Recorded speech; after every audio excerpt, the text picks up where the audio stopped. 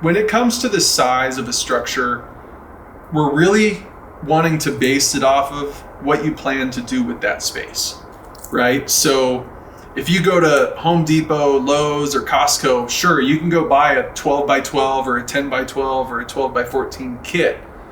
It's not until you bring it home that you realize, yeah, this furniture is not going to fit, right? So there's a time and place for a 12 by 12, a 10 by 10, a 12 by 14. Those are all good sizes. Like we'll do a lot of 12 by 12s if somebody just wants to cover their hot tub. If you don't want anything else underneath it, perfect. That's A-okay.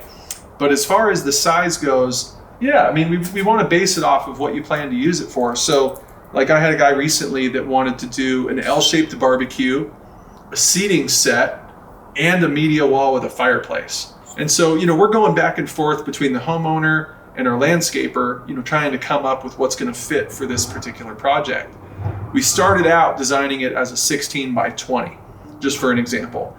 And, once my hardscape guy put together a 3D rendering with everything that he wanted underneath this structure, it was just super crammed. It was like, okay, you've got a 2-foot walkway between the couch and the barbecue, and you get all that in and you're like, oh gosh, darn it, it's just a little too small. So after, some other considering factors, maybe shrinking the fireplace and the barbecue a little bit, we decided to grow the cover just an extra 4 feet. It's 16 by 24 now instead of 16 by 20.